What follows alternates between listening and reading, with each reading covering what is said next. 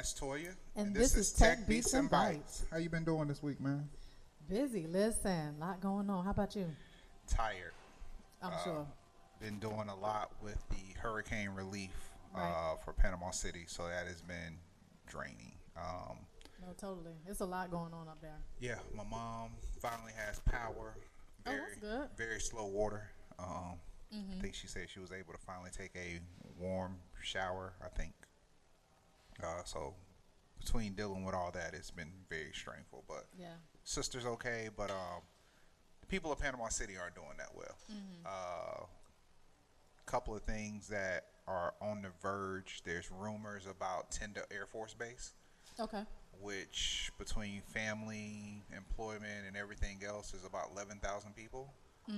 It's a rumor spread it around that Tyndall may not open back up again because of Wow. how bad the damage was. So you're talking about Potential, a lot of billions of job dollars loss. lost, a lot of jobs lost, and Yeah. that can impact that whole side of the bridge. That's one of the things happening. Callaway, they said it's pretty much unrecognizable just So how. Callaway is a neighborhood. Callaway is another city. Okay. So you know how we have all our little micro cities? Right. Most Right. people just know Panama City, but there's about 7 or 8 other small Municipality. cities, that Gotcha. run around it.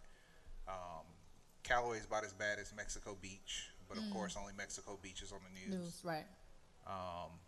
Mexico Beach has a rumored, again, much higher death toll than they're actually reporting on the news because they don't want to cause panic and chaos. Wow. I'm not sure how much higher it is, Yeah. so I won't speculate. So where are you getting that information from? Since it's not on the news. I have sources. Just so people know you qualified. Had to ask. They're like, am I going here spreading gossip? Nah. I have sources. Right. I don't know how bad it is, but I just know it's badder than they think. Yeah. The worst thing, though, is for the housing authority and what most people know as the projects, but what is now commonly known as affordable housing. A lot of the landlords are actually in a position where they're trying to kick people out of their houses and not even repair. Now, some of them are unrepairable, Right. but some of them are capable of being repaired.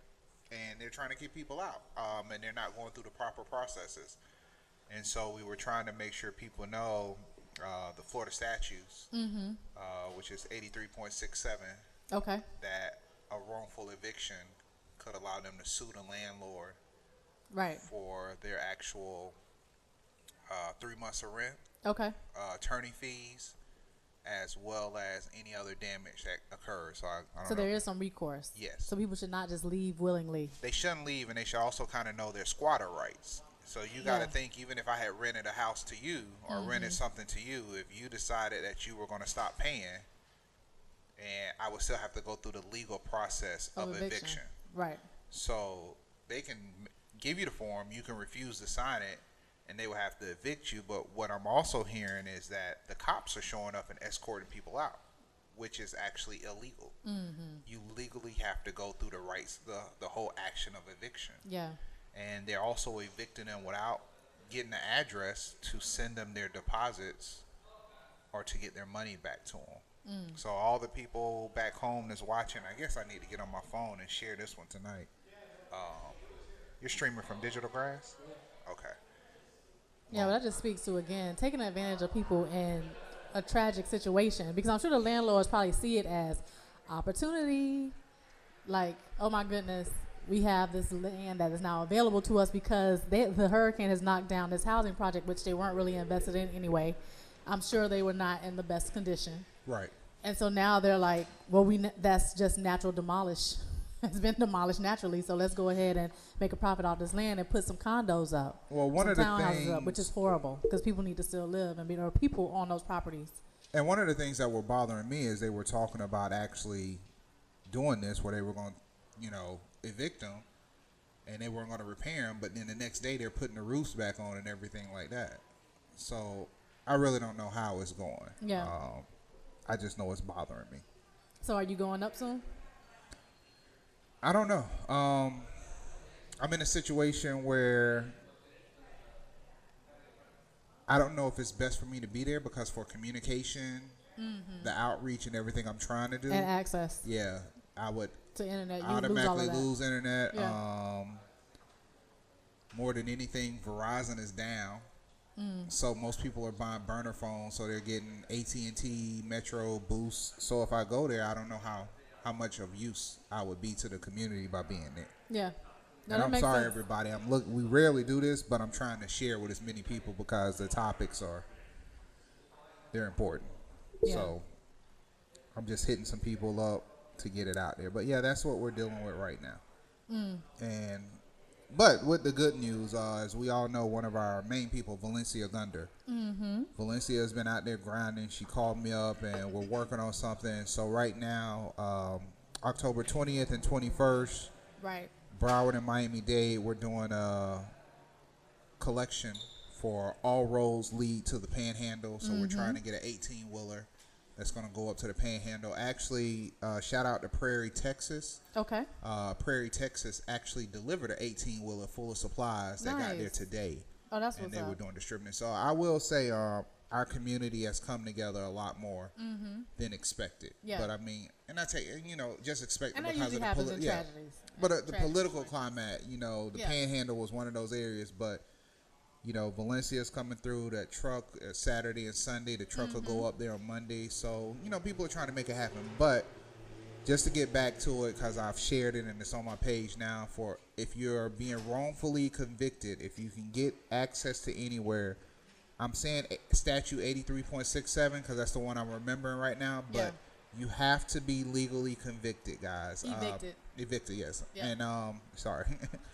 And with that being said, this is just things I have read. I am not a lawyer, so I'm not capable of giving you legal advice. Right. Right. So these are things I've Disclaimer, read. but you were Yeah. doing some research I for was just people doing and research, friends right. to help them at least have something to Right. stop the chain of actions that were starting to happen on the So ground. there's free legal service. A lot of Yeah. the offices in Bay County aren't open, so find a number for the free legal aid in Pensacola, Tallahassee, the other cities that are surrounding you that are up and going. Right. But as of right now, if I was hypothetically in this situation, don't sign. Stand there and wait for the actual legal course to happen, which would be a official eviction from the Right. space. Right. Because they're actually banking on your ignorance. They Yes. want you to not know, to go ahead and sign and to leave. And make sure, find a church, find a family member that you can trust Yeah. if they ask for a place to send your deposit check back to, because it has to be sent certified mail. But understand that check could take up to 15 days before they send it out. So it's hard for some people because Yeah. people in those situations, a lot of them are living month to month. Right. Right. So it's right. one thing to be kicked out, but And it's then be another trying thing. to get back on your feet because Right. you just went through a horrible hurricane. So And as we were talking about, it becomes to access the data. Right. People use the internet, and we use Google for stupid things, random things. I won't even say stupid. Yeah. We use it for random things, like can you really boil an egg in 3 minutes, or or in the microwave, stuff like that. But ask the question that you're thinking. absolutely. Can I legally be evicted from my space within 72 hours after a catastrophe? Word it out the same way you would really want to ask a lawyer the same question, because other people are searching the same thing, and they Yeah. just went through it with Hurricane Irma. So Yeah. other people are going through this, but don't willfully be ignorant to a situation when you have cell phones and all this data access. Right. Instead of just filming and complaining about it. And granted, the complaints have helped to get the information, but once you've made your complaint and once you put your information out there, take the time to use that same information and start seeking a solution. Because, like you said, they're banking on you to not know. Yeah. And if you sign something, the hardest thing is to unsign anything. Right. So if you're unsure, the best thing to do is don't sign. If they don't have a check right there to hand you over, the best thing to do is not sign. And I just wish everybody back home, everybody dealing with it. And I was just thinking about it. Money, FEMA has to be stretched because you just went through everything with the Carolinas. Now you're dealing with this, and I guess And Puerto Rico, they still trying to get that together. and that's just a whole nother. Right. To see what's going on in there in the States, I can only imagine. And to hear people talk about it, going home and because we've sent some supplies home. We've had 4 personal runs of trucks that we filled up and stuff. And to hear people say that it feels like you're in a war zone. Yeah. And just like there's a lot more shootings than what they're talking about. There's a lot. There's everybody's looting. It's not just it's like they say it's the difference between in the black and brown communities they're looting. In the other communities, they're trying to survive. They have found things of survival to feed themselves. I'm still disappointed in the media for how they've handled this. I wish Anderson Cooper was on the ground. I wish Don Lemon was on the ground, and I wish they would have went into the city versus being on the beach, because the beach is almost operational and up and going again.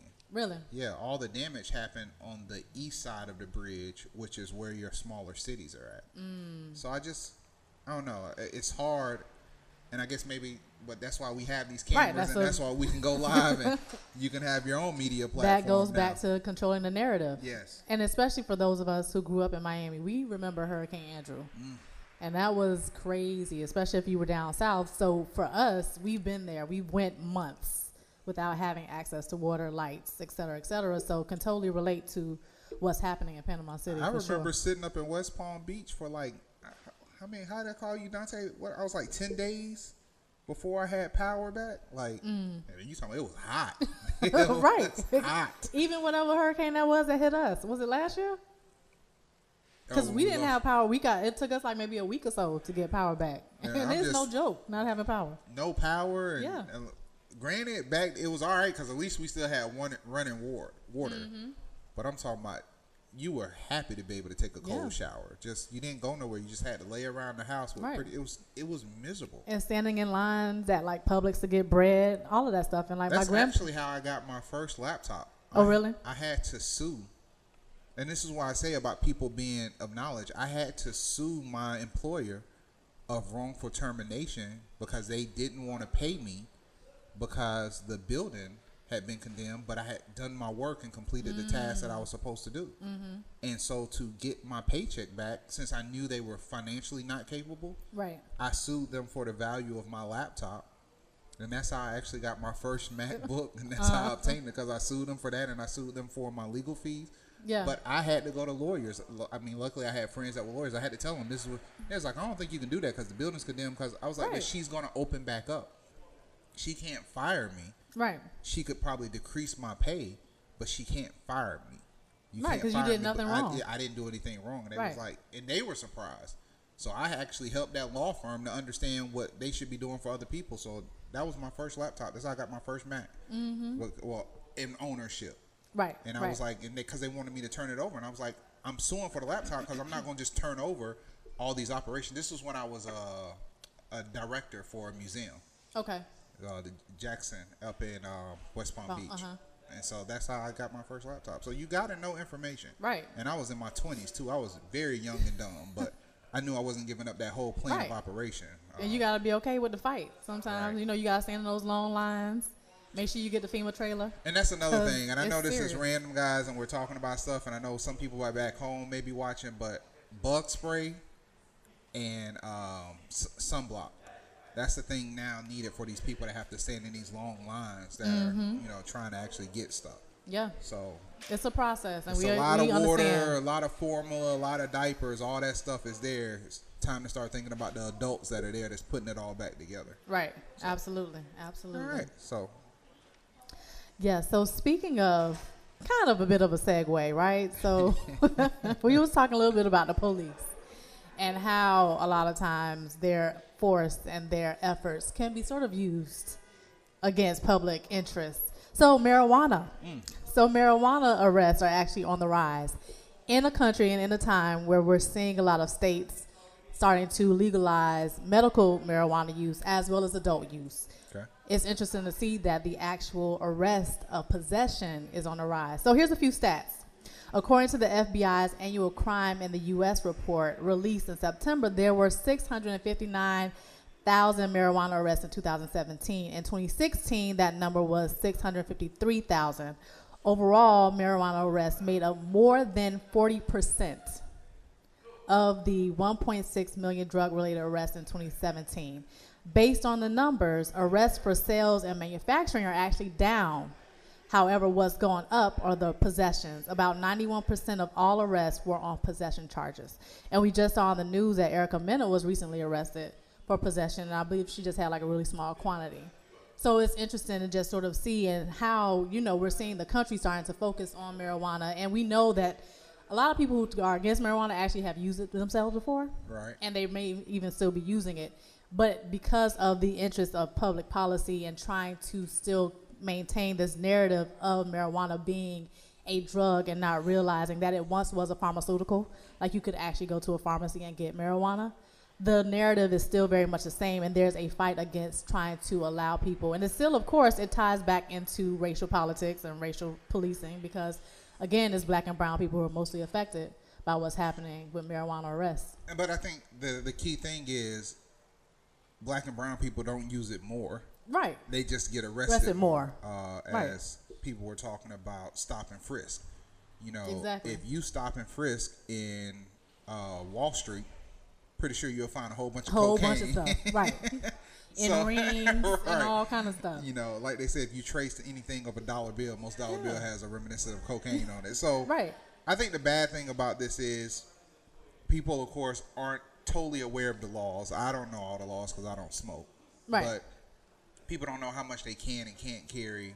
And when not to. When not to carry, when is it legal. Yeah. And I think it's one of those things on the borderline of defense where, once again, if people don't know the data and if people aren't informed, they can find themselves in jail. But the other part that's bothering me is, to date, there's still not more deaths from marijuana than there is from liquor. Right. And then there is from cigarettes. Right.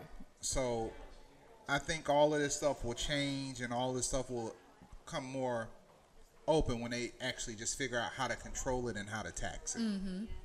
If everybody knew how, because only so many people know how to make moonshine. Right. But if everybody knew how to make their own liquor would be illegal again. I mean, it's about money. It's about the control thing. But and especially because you're seeing that the manufacturing and the sale of it isn't what people are getting arrested for. That just, again, speaks to the industry of marijuana. Right. It's realizing that there's an industry that's coming, but those who have those businesses aren't black and brown people. Yeah.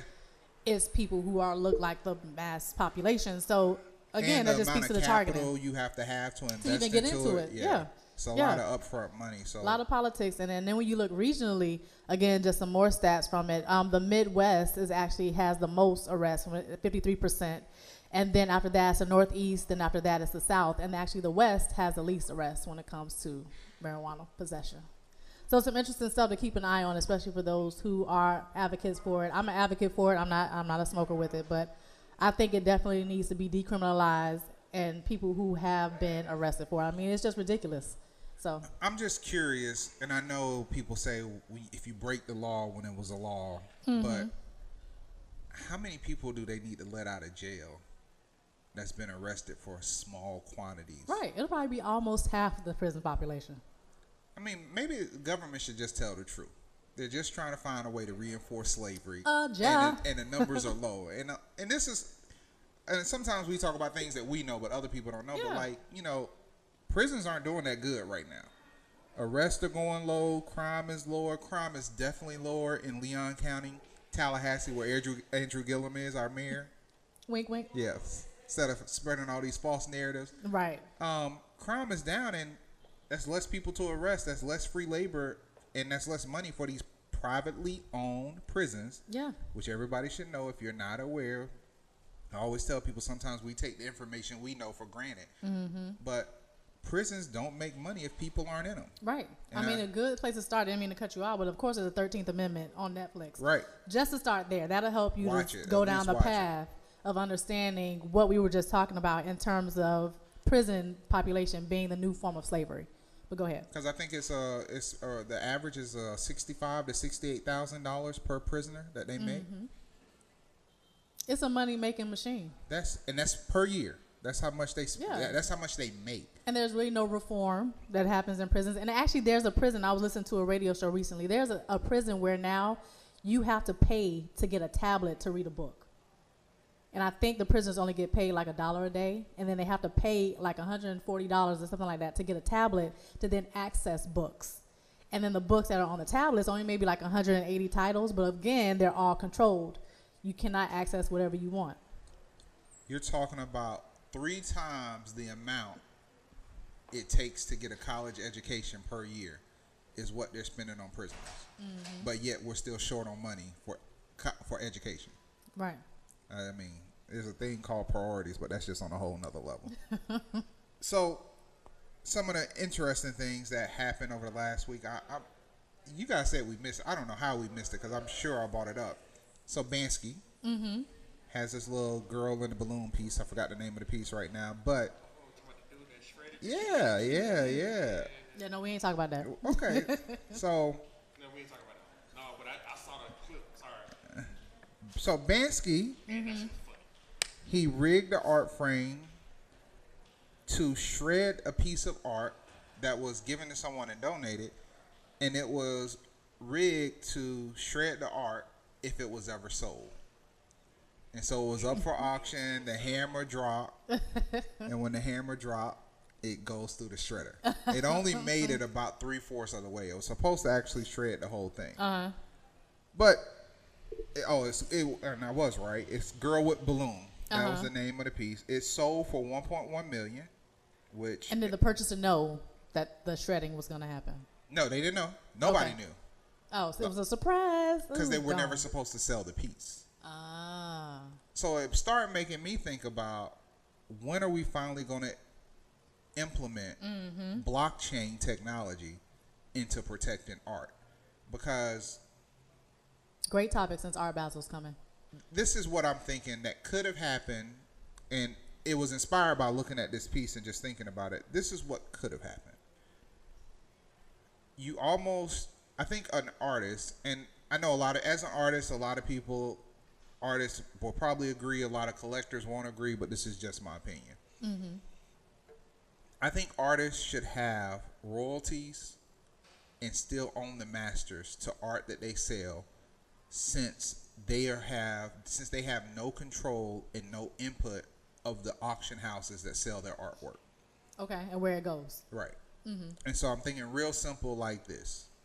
If I'm an artist and I sell a piece to you for $10,000, I should be able to continuously own anywhere from 3 to 6% of that art for the life of the art. So whenever it maybe is auctioned off again, you will get 3% of the final sale. Yep. Or it'll go to your estate if you're dead. Yeah. I think that's what should happen in the art world. And I only think that should happen because so many artists are getting taken advantage of. Yeah. Where people come in and buy their full collections, and they buy it from them dirt cheap. And then as soon as they've collected it or have attained 85% of a collection or a particular artist, or even sometimes a particular style of art, right, it goes into the auction houses and the prices go up 10x, 20x, and things like that. And the artists never benefit from it. Because, I mean, that's what's happening now in the music industry with digital. Yeah. But the only thing with music, I think there's a little bit more control if people just did it the right way, but you still get to do live performances. You don't get to paint a masterpiece again. Right. They will just benefit from the increased sale of their previous piece for their future pieces if they're still alive. Right. And then somebody said when we was talking about it, the whole thing was like, it would almost be like the person is leasing art from them. And I don't think it's leasing art. I think it's building a healthy community of artistic talent. Yeah. Because then, too, if they have a little bit more money coming in their pockets, they can live a little bit better and be more artistic. More motivated. Right. So, I mean, being a starving artist is great in theory, but that's kind of hard sometimes. But my thing is NSA. No starving artists. Like, no artist should have to be starving when these auction houses are making millions of dollars off of their back. I mean, to me, and I'm a Seminole fan, don't really care for the NFL. To me, it's no different than the NCAA not paying the players. I think in the NCAA that every football player, every college athlete, the bare minimum the NCAA should do is that every athlete should have unlimited access to get a bachelor's degree. If you play, whether you get injured, whether you go to the NFL, the NBA, you should have unlimited access to come back and obtain a degree because of the amount of revenue that you bring into the NCAA. Mm-hmm. And I think so. That's why I feel with artists, Sotheby's, they're not artists. Right. It's a controlled stock market. Right. They're purveyors. Right. Of art. And if you're gonna make all your money off of the back of artists, you should find a way to continually give back. And actually, now that I think about it, the person that buys because it wouldn't be the person that buys the art, because I don't think the person that buys the art or sells the art should have to give a percentage of it. I think it should be Sotheby's and Christie's, the auction houses. It doesn't matter how many times it's changed hands, but like when that piece sold for Banksy, if you have first of all, if you certify the piece, because by certifying it, authenticity makes the value of it go Increase. up. The moment it goes into those things, the estates and the certifications of any of those things should be owned by the artist themselves, and the artist should be able to receive a percentage if anything is added on behalf of the value of the artist to make the value go up. So if Sotheby's sells a piece of art that looks Banksy-like, Warholish-like, or Basquiat-like, but you can't verify that it comes from that artist, sell it, do what you want to do. But the moment you verify that it came from that estate, even if somebody else has already previously owned it, or even if it's exchanged hands 3 other times, the moment that you use that artist's name and or value to increase the value in your auction houses, a percentage of that sale should go from Sotheby's, Christie's, galleries, anybody back to the artist or their estate if they're dead. Yeah, and then that's also too where the whole idea of the blockchain comes in, because then now there's a you can't change the record, you know where it is, and if there's some way to track the piece by adding some sort of like a code or something, so then that way you know where it is, that'll tie it to the record, so then that way you can keep track of it. So, and with that being said, so that means NCAA for you guys, jerseys, games, anything, you need to do the same kind of pool that the NBA players do. Anything that's licensed off of the value of college athletes should go into a pool and should be equally divided amongst all college athletes. Yeah, and to also combat the NCAA, not to switch topics, but didn't the NBA just come out with a new league for like 18 plus, like for those who don't want to go to college? They probably did, because they had the law that I think you had to go to school for at least 2 years now. Yeah, I was listening to something today. So people understand, and the whole idea about the NCAA and how they take advantage of kids and they make money. The colleges make money off of the students, but the students aren't able to make money. And then sometimes if they don't go to the NBA, those 4 years where they really didn't get a chance to really go to class because they were practicing a lot, become a waste. So. And people might wonder, and sometimes we reference this, sometimes we don't. People might wonder, how does this tie into technology? The biggest thing is that these fields have increased because of technology.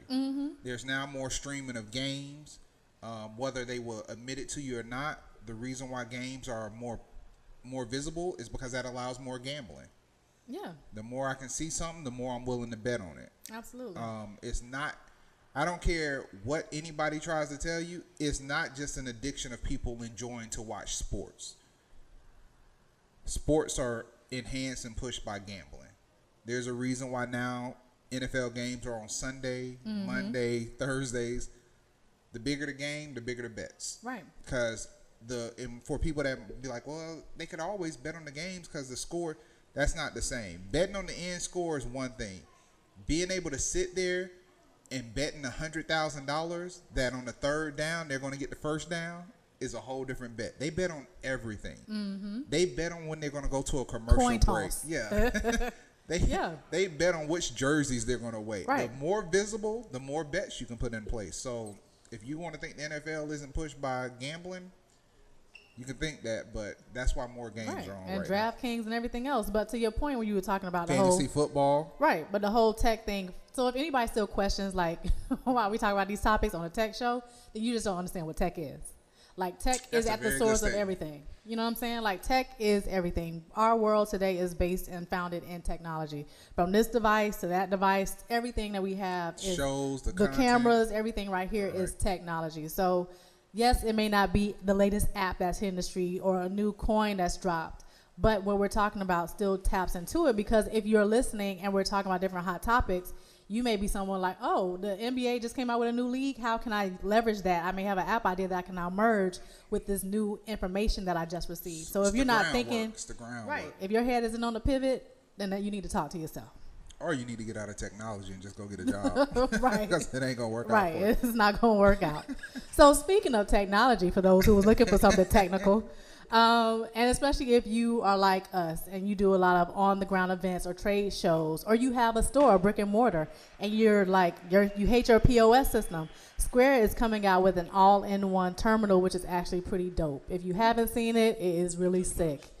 And you can actually get it today. So this all-in-one terminal doesn't require your smartphone, your tablet, or anything for connectivity. It is an all-in-one device, and it's all touchscreen. And you can use a swipe, you can use a chip, or you can use your smartphone to pay. Pretty sick. So that means that's good for Junction 2027 and all the stuff we got going on. Everything. And if you go to trade shows, you no longer have to worry about trying to connect a little thing in your phone. It's just a lot easier. You could pass it easily to your customers. So does it work offline to where it goes back in batches when you... Yep. So you can actually use it to connect Wi-Fi, or it has an Ethernet connection, and it prints receipts. So you get tech and old school printed receipts all in one device. Now, if I'm reading this right, because I'm looking at your notes, it's only $400? They about to put a lot of people out of business. And did you see with a $300 processing credit from new Square merchants? So if you aren't on Square already, you can go ahead and get that $300. So you're just paying $99 for a new terminal. Wow. Yeah. That's a power move. Yeah, but wow. And if you go, you can look on, if you just Google it, you can definitely see it. But it actually looks really sweet. Yeah. Go on square.com. You'll see it there. They have videos showing you how to use it. So that's some really good technology for anybody who's in any sort of sales. Like you said, you have a restaurant, you have a bookshop, you have a garage, whatever. If you're doing some sort of commerce exchange, you should definitely look into the Square terminal. So for the thinkers out there, and they're like, okay, Square is really wrapping it up. This is kind of a business chat, you know, to get back to the tech part of it. Is that the way to do it? Like you just focus, to me, they're laser focused on just how do we make credit card processing and taking money the most simplified thing. Versus someone like Uber, which is now testing an on-demand staffing business called Uber Works. That's a lot. See? So because you got, people don't know, but most of the time they're doing acquisitions. You have a company like Johnson & Johnson where they just, almost everything you touch is probably owned by Johnson & Johnson. Procter & Gamble, Unilever. Right. Yeah. But is Uber, to me, you haven't perfected the one thing that you're known for. Shouldn't you just slow down? Like, your people driving the cars ain't even right yet. I don't know if I want them working for me, too. Right. Listen, that's what... So this is kind of like a part 2 to the conversation that we were having last week about how sometimes you can just add too much to your stuff like Facebook and it just becomes a wild, wild west. Right. Versus being very targeted and focused. And I think that a company like Uber should just stick to transportation, like make transportation better, whether that's transporting people or things, like stay kind of in that realm. When you're like, how does Uber tap into workforce? Like, so they're saying Uber is floating lots of new ideas just to increase its overall value. And to me, that's always been the problem that I've had with the stock market. Like, there's nobody that has enough money in the world that if somebody was like, I just want to buy everything on the stock market, they could afford it. It's just these imaginary. So it's like Uber is just like, what can we throw on the wall next to make investors put money in to inflate the value of what we're doing so the shares of our company go up? But totally get it, but that doesn't mean it's right. So are you going to improve the background checks? How am I going to know the skill set of this person? I don't know. I can't think of anything besides maybe, this is maybe like janitorial services or security, like security at a party, not security to protect something I really care about. Like, I can't really think of who I'm Ubering to come work for me. Right. Without or are they going to become like an Indeed or something where it's like a recruiting engine? I feel like there's enough. So it is event staffing. See, event staffing, I can understand it because it's not a high-level skill set to pass out swag. But still, I don't think about Uber for my events. Like, I'm not going to them like, I need a bartender. Let me go to Uber. But you know what? Maybe as a promoter, that might work out if you just need to throw something together real quick. But I mean, I feel like there's stuff already out there, like Thumbtack or like other stuff where you can kind of like find like one-off gig type people. But could the power of the brand make that easier? So you driving the people there and you doing my work. Can you be an Uber driver and an Uber worker? Right. Like, oh, you going to where I'm about to go work at? Right. Let me drive. I'm about to be your bartender in 2 minutes. No, I think that's a lot. You just swipe on the app. You go from Uber driver to Uber worker. And the difference between Uber and like a Johnson & Johnson is that, and even I want to use Johnson & Johnson right now. I'll say like Unilever. So Unilever is based on consumer packaged goods brands. Right. So that's all of the stuff like you use in your household, right? So yes, they may be in your kitchen, they may be in your bathroom, but they're consumer packaged goods. They're part of your house. And it's like, it's still different brands, but it's still a very targeted sort of like purpose. You don't see them like necessarily get into perfumes. Unless I'm wrong, unless they've done acquired perfumes. And you know, I don't agree with this, but I'm just playing devil advocate for the sake of conversation. But could we look at, I mean, you do have Uber Eats. So Uber got into food delivery. But that's, again, transporting food. I granted this, but I'm just saying, all they doing now is transporting that work. They saying... No, that's reaching. They saying we could drop off bodies. So right. I'm wondering, do you have to have your own car? Now, if they were transporting like your staff, so like let's say it's like Uber staff and like all of your workers. So like, you know how people go to Home Depot and they'll pick up like the construction crew. So maybe it's that. Uber like drives maybe the construction crew from Home Depot to your house. Okay, that's so different. Maybe it's people that can work and they just don't have cars. That's different. I could see that. Like if you helping to get, but they people, just like, we're gonna get a cut of it if we taking you to the job. You gonna get paid through us. That's you and your situation. So you got to think. Now we have Uber, which we know is transportation. Mm-hmm. We have Uber Freight. Right. We have Uber Eats. Right. And now we're gonna have, I guess it's gonna be called Uber Work. Uber Staff. Works. It's called Uber Works. Oh, okay. I guess. I don't know. They're at their 4. You know, we believe in the power of 4. Whatever. I don't think that's the right 4. I think they need to keep going. Think about something else. Like get into like aero transportation or like for real, like ocean freight or ferries. That's a good one. Like something else. I don't know, but not that. I don't know. I'm just I don't reading. think They're that's the right saying place. there Uber Freight is called Power Loop. That's actually the name of their trucking division. So why don't we just keep it Uber? Uber Freight helps match truckers to companies that have goods that need to be moved. Power Loop is a service that rent physical equipment, in this case tractor trailers, to drive and need for daily fee. Okay, so now they have an inventory of tractors that they can lease out to people. So they're just doing the tractor trailers themselves. So that means they're not taking on the legal liability of the actual truck. That's kind of smart. I mean, again, that's transportation though. That's their lane. Actually, they just renting out tractor trailers. They not even really transport. But then they say they're like hooking up people who have like an 18-wheeler or somebody who needs. But that's what I'm saying. So all driver. they're really saying is we're just responsible for the. So it's pretty much just another Uber Eats. Right. They're responsible for the goods, but not the actual truck. Right. I can't hate on that one. Right. That's what I'm saying. But that's still transportation. I get that. That's a decent expansion. So guys, if you haven't noticed, we automatically fly into these random conversations. So this would be a fail sale.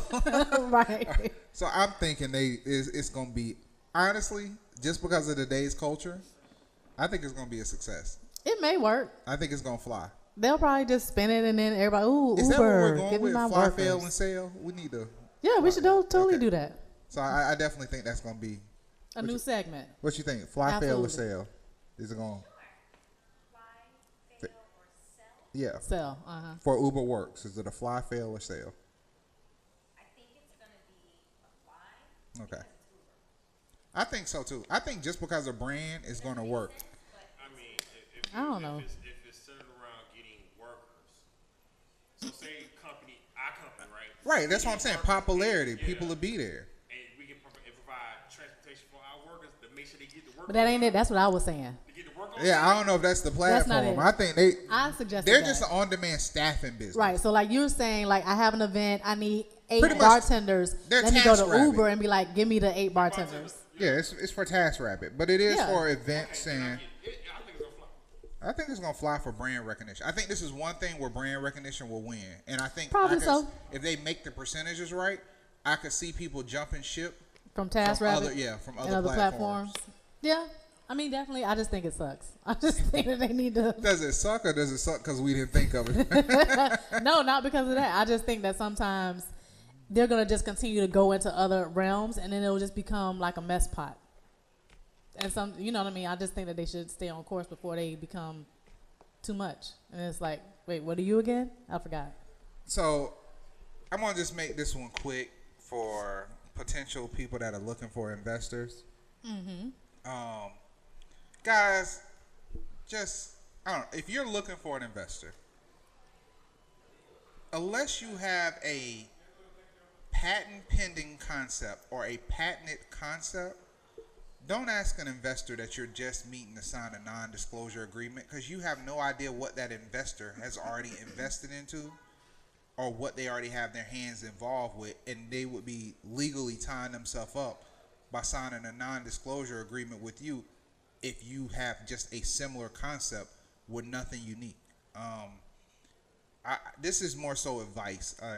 Don was talking about it because Don's doing a new show. New podcast. Forgot the name of it, but just the basis of Don Lemon? No. Who you talking about? Our Don. Oh. Don. What's not Don Dixon? Okay. So, and with what Don is doing, you know, she was like giving out the. And I was like, you know what, we do need to get back to that. Just educating some people. Look, man, if you don't have a patent pen, you just need to be able to talk to. You need to understand, investors. Most investors. I'm not saying there's not some slimy people out there, but most investors don't have the time to steal your idea. Their business is putting money into people with great ideas that can execute them and giving you more resources and move. Their things is in numbers. The more they invest into, and the least they can spend for the more amount of shares. And they're hedging their bets. That's all they're doing. Some may fail, some may work. They won't. And most of them are looking at you. Sometimes they're not even expecting you to work out.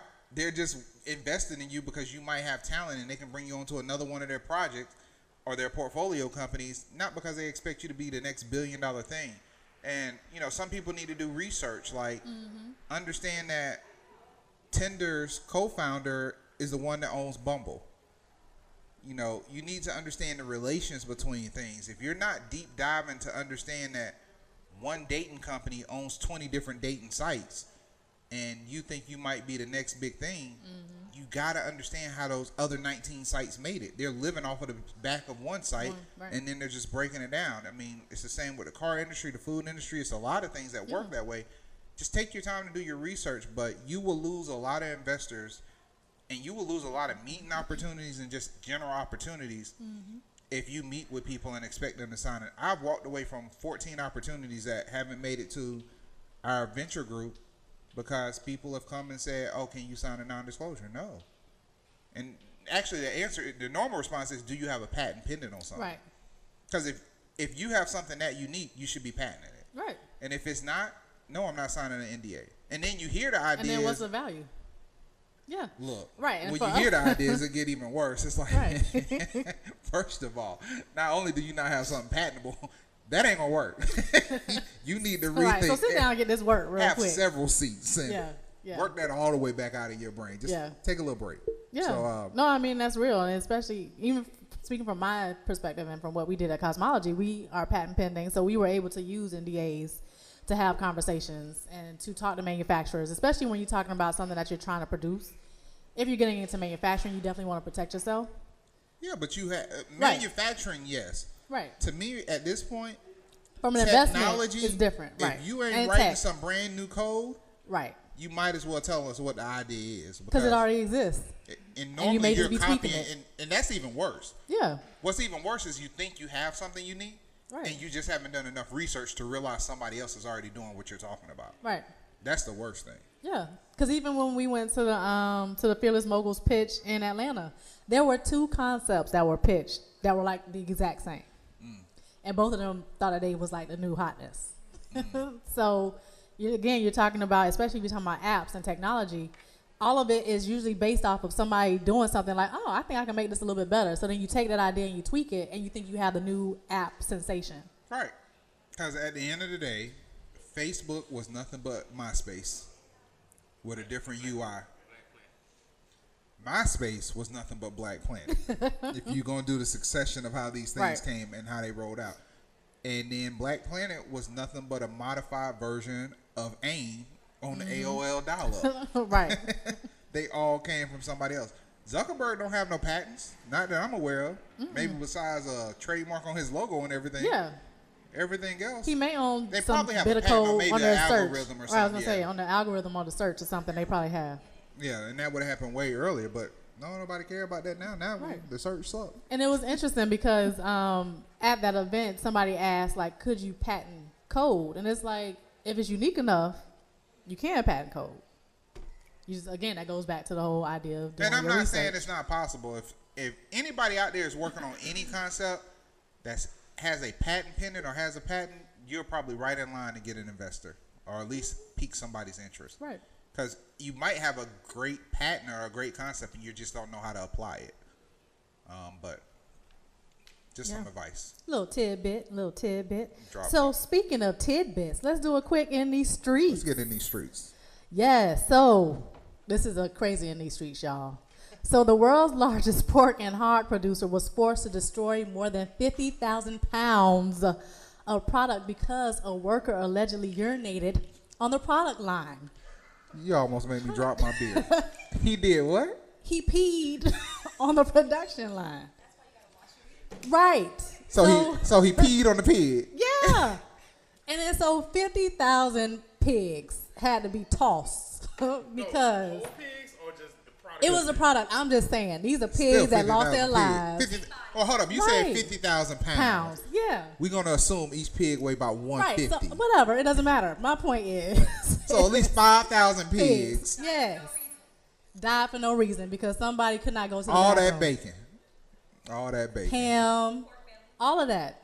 Lost. That pork belly was good last night, too. Listen. So You it's, telling me, is there a possibility I just had some pissy pork belly last night?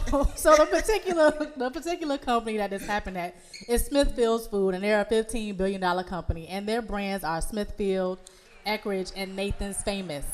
Oh, a Everybody- lot of people eat Nathan's Famous. Right. So people eating pissy pig. No, so they of course stopped their production line. They cleaned everything, and the worker who allegedly did it, not allegedly because they got him on film. If you just Google it, and you'll see the footage of him peeing on the production line. But they cleaned everything. They scrubbed everything twice. They talk about it in the article.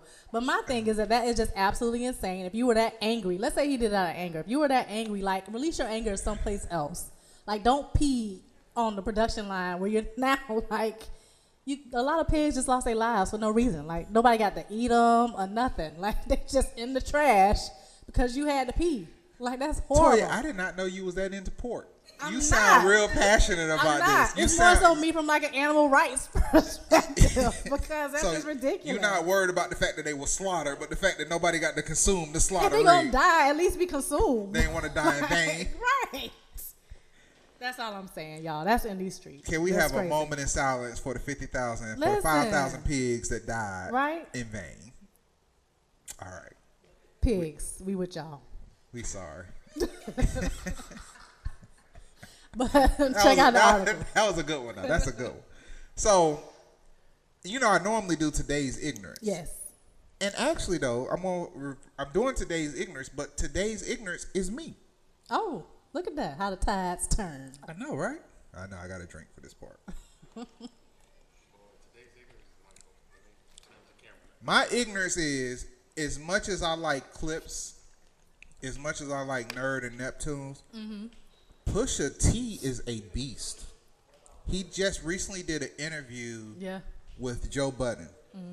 And he was talking about how he calculated everything to attack Drake. That man is so...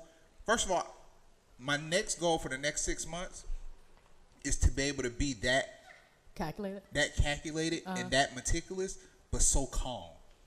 He was so calm through that whole conversation, and he was literally just destroying people's lives through music. And then it got even better.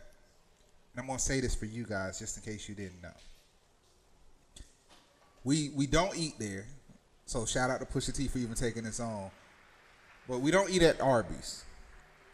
But tell me the catchphrase that's going on right now for Arby's. Got the meats, right? You know that, right? Okay, but got the meats. Did you know that was written by Pusha T? Really? I did not know that. Or did I maybe know that? I forgot. Pusha T wrote it. Not only did he write it, he owns 40% of it. Nice. He better do that thing. Of the meats for the advertisement. That's their campaign now. He owns Yeah. 40% of that Everything's slogan about for the the meats. Everything is about the meat. So every time that drops, Pusha getting a check. Another thing, he sat down with his brother and they wrote the ... for I'm Loving It for McDonald's. But they only got $500,000 a piece. Oh. That campaign has been running for 23 plus years now. Yeah. I was almost about to say that's not older than him, but because it just seemed like it's been there forever. They changed it up, but when they started writing stuff and they revised it, Right. like that was their thing. Actually, I think if you look back at it, I think the history of it, I think Justin Timberlake did the first. So 23, it might be a little extended because he's 41. Who, Pusha T? Yeah. So if you think 41 plus 18, if he did that when he was 18 years old, the numbers match up. Yeah. So I might be right on, but I believe Justin Timberlake did the first one. But if you look back at it, that's when Justin Timberlake was working with Timberland. Right. Clips worked with Neptunes.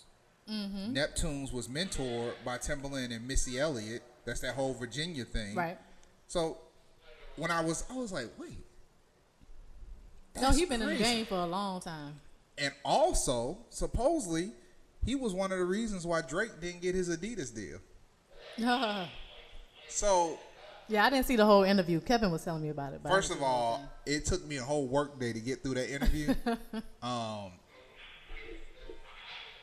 Pusha is mad meticulous, mad crazy. I have a whole different level of respect for him. First of all, I have a whole different level of respect for him just having to deal with Kanye on a regular basis. Yeah, but he probably know Kanye on a whole other level. He probably like that. He just acting up. But y'all. you know what? I think with the way he described it, he's just past it all. He's just focused on making his money. Now And that too, he his just probably come money, in his like- health, and trying to have a kid. That's like his three things right now. Yeah, he probably got them blinders on and like I'm not paying attention. Nor am I feeding into that nonsense. But with that being said, Joe Budden still need to go get counseling. That's a real, that's a messed up. But I do Because he has a new appreciate. season starting, right? Or has it started already? Yeah. For his show. But I think he's gonna get married. They were talking about Pusha had a conversation. He was saying his marriage was a peace of mind. Like it's just certain things you do to just get to that point. But just so you guys know, I'm gonna repeat this: the I'm Loving It campaign, the meats, and Adidas. Like this man is, and people don't remember him and Pharrell and all them. They was a part of the Billionaire Boys Club Right. with that clothing line back in the day. So Pusha was always advancing, and we still miss your brother though. I still think his brother used to flow better than him. Malice flow was a little bit better than. I'm gonna have to revisit some tracks and see because I don't remember. Yeah, just if you listen to it, he's no Malice now, but back Yeah. then Malice went hard. But Yeah. I just wanted to say that. So if you ain't know, you think people out there and y'all worried about him struggling and y'all thinking Drake killing him, people make their money in different ways. Absolutely. And if you know the value of owning a slogan to Listen. a national campaign, Listen. he ain't And it's care if probably y'all being didn't buy used that internationally. album. Yes, he does not care about that album. Right. He collecting Right. check after check after check. And another good one to And look unlimited into Arby's food. is David Banner. How Yeah. he's just sort of like shifted his whole career. David Banner went into scoring movies and Right. everything like that. Yeah, I remember when we first started Digital Grass and we started transitioning over. He was one of the people I was following and talking to, and because he had came down for Black Tech Week, and he's very big as an activist. Yep. And he was the one that kind of put us on the game, like, because I had the chance to ask him, like, why are you giving away your album for free? Godbox. He was like, because that's not how I make money. Right. He was like, I make my money scoring movies. And then I started researching. I was like, oh, he's trying to, I can't remember the, I can't remember the guy's name that has pretty much anything Steven Spielberg has been on. This guy scored it. It's just certain people in the game that, and I think Pharrell recently worked. The guy I'm speaking of, I can't think of that. Is that? Yeah, Heinz Zimmer, yeah. Pharrell just recently got to work with him. Like, we have musicians and producers that have just transitioned into a whole different phase. Yeah, because sometimes it's not all about being on the mic. Right. And South Florida, I don't know. Quit worrying about making a hit song. There's a hit jingle to make. There's a show that's getting ready to come out that's going to be dope, and then it's going to have reruns, and then it's going to be on Netflix. Listen, and you don't have to work as hard. I just wish I would have. I got to tell everybody, every time you turn on that Apple phone, somebody made that sound. Right. It's not and always. hopefully they had a good deal for making that sound. Nah, they did that with Steve Jobs. Right. They got paid part of their salary. Yeah, they was at work. And, I still don't like it, but we're going to use it because we got to get this phone out tomorrow. Right. That was just part of their day job. Yeah. I know we have this one, but it's something I wanted to say real quick. Because I can't avoid it. Because I'm tired of getting the text messages about it. A lot of people have been asking about the previous CEO of a facial recognition company, Mr. Brian Burkeen. We don't have any opinion at Digital Grass. What I will say is be supportive of your brothers. You don't know what people are going through. You don't know the whole story. But after reviewing the lawsuit, the paperwork's there. I say you go there to not make your own judgment, but to make your own decision of what's happened. But it's pretty nasty. But so why are people asking if we have an opinion? Like, just curious. Why are they asking if we have an opinion? Because we're black and we're in tech and we're in Miami. Because you got to think, I was looking through the plug daily, and that's where I try to decide which stories I might cover if there's certain breaking stories. And 2 stories, which is a congratulations is in due for Venture Cafe for securing $1 million grant from the Knight Foundation. Like, that letter was filled with Miami, but it was a black female getting $1 million to support the community, black male in a lawsuit and getting pushed out of his company. And so a lot of people see these things in the plug. So when they see it, it's like, you know how it is in the tech game. Yeah. You have different plugs in different cities. So when certain things go down, now I was also just asking for the conversation for those who may be like, so what? Yeah. So it's a small circle. That the black tech circle is probably strong, about 120, 150 of us. And when certain things go down, when things happen in Miami, they're normally calling either me. They used to call Dawn when she lived here. They call Misha. They call Brian. They call Felicia. They call Derek. And they want to figure it out. So I'm just putting it out there on camera, on record. Be the judge yourself. I wish the brother the best. Nobody deserves to lose the company they started. That's a lot to deal with. We know he admired Steve Jobs, but I'm pretty sure he didn't want to follow his exact path of getting pushed out of his own company. So the courts and everybody else will make their decision. We're not here to pass judgment on that. And on top of that, Verizon, get y'all service back up to take care of my people back home. Quickly. So really quick, interesting one, going back to the whole tech and how everything else falls in line with tech. There's a new kitchenware that's going direct to consumer. So it's called Material Kitchen, and they have a very minimalistic approach to the way that they're doing their kitchen utensils. They have 9 different ones. People ain't even cooking no more. But that's the thing. You know that there's a lot of gourmet wannabe chefs. New utensils for her. Listen. For her raisins and her potato salad. There are people salad. who watch the Food Network all day, every day, and be trying to recreate the stuff in their house. So, Material Kitchen, their whole thing is about minimalism because they feel that in order to be your best in the kitchen as an everyday cooker, you don't necessarily need to have 8,001 utensils in your tool. Because my first question was about how minimal can you make a pot? Like what are they minimalizing? So it's mainly like the tools. So they have like 2 knives, 2 spoons, a spatula. So they're looking for the person in the studio, the smaller apartment. Right. Okay. So they're not selling 8-piece kits for the family. Oh, so they're just packaging it different, going straight to consumer. Direct to consumer. See, we got to explain this to people because in theory it wouldn't make sense, but if you're going direct to consumer from the warehouse to the box to the house, so it's now B2C versus a B2B or a wholesaler. Direct to consumer. Oh, okay. Right. So you have a lot of brands. Everybody knows about the trend to be direct to consumer. So this is just another brand that's trying to disrupt the kitchenware industry, bring something new to the table, and do it direct to consumer. How much better were the prices on it? So they're on the higher end. You can get like the full set for about like $250. Yeah. So it's not a Target brand. It's not a Target brand, but it's not like a Smith. So why am I just not buying the other big things? It's still cheaper at this point. I don't see how this works. Again, because I think that they're appealing to someone whose focuses on design. Like if you look at them, the Okay. design of them is very minimalist. Okay. And then the whole idea of having quality utensils, like they talk about it in their whole ethos about how they went about and sourced the materials. Like their knives have like 3 layers of like Japanese stainless steel or whatever. So they did a lot of work in trying to give you quality, minimize the quantity, and then make it easy for you to get it. So they want you to have 9 quality tools, so you don't feel like you have to have 8,000. And it might be cheap good tools. for like studio Right. apartments and smaller spaces. Everybody's trying to downsize, so this is a way to downsize and clean out your kitchen drawer. And before we close out, just because we're at our 100 mark and we care about all aspects of business, Yes. shout out to my man Dapper Dan that's making an amazing comeback. Tina Knowles is wearing Dapper Dan jackets. And I don't know if y'all noticed, but Dapper Dan got his logo on the back of his jackets now. Yep. They look like a license plate times 5 sitting on the back. Yeah, and for those who watch the AMAs, Tracy Ellis Ross had his jacket on. Right.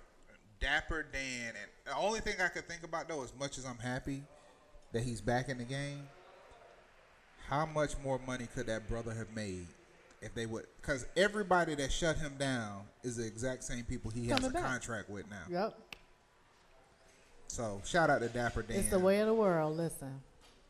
It's just one of those things. No matter what, people will realize your talents. But And at least he's still here to do it. yeah, And it didn't that's happen the after the blessing of fact. it. Yeah, So that's where one- it's like all of his old stuff, people I are just like, hope he's now at least training someone else to continue his legacy. I hope he's thinking that far ahead. it creates more like a fashion house. Yeah, I hope he's thinking that far ahead. Because if not, I could see him passing away and them just taking it all back again. Right. Because it's not like Succession he's planning. young. He's like probably in his 60s or something now. He's been around a long time. With that being said, with our sponsors and people that support us, Digital Grass Innovation Technology, Junction 2027, Knight Foundation, Venture Cafe, CIC, Cosmology, and this is my last time wearing the shirt, guys. We lost our trademark dispute. Really? So Pop Soul would no longer be Pop Soul. It would be Culture Infused Products. It's cool. We're going to come back. So we dropping the Pop Soul. It's just going to be Culture Infused. And long closing, but to all the people in Leon County, Gadsden County, Gulf County, Bay County, fighting through it, don't give up.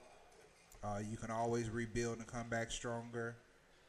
The trees will grow again. You have houses that have been there for hundreds of years. You have legacies.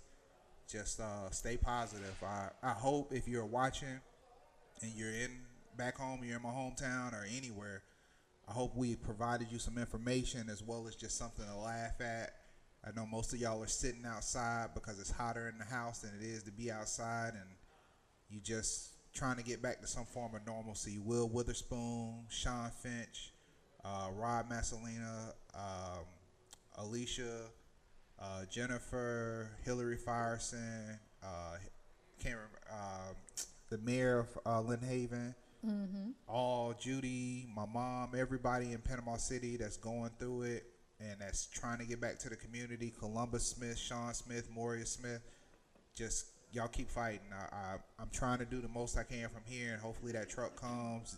Digital Grass was able to raise, and with our efforts, we were able to put up about $1,600. We haven't stopped, but we're praying for you guys. Stay strong. Mama Gwen, glad your house wasn't that damaged. My little sister in Tallahassee. Just everybody keep fighting, man. Just don't give up. It's Absolutely. one thing to see disaster on TV. It's another thing to know your family's going through it and going to sleep. I haven't really slept good for the last 4 or 5 days, and knowing That's that a my lot. mom is at peace and everything is getting a little better, hopefully I can sleep this weekend. But it's a lot to go through. Just want to tell everybody we love you, from personally and from Digital Grass, from our companies. We love you. We support you, and good luck with everything. For sure. For everybody going to FSU for homecoming, y'all travel safe. Yeah, be safe, and y'all make sure instead of doing those day parties, y'all go cut some trees and clean up around there instead of getting drunk.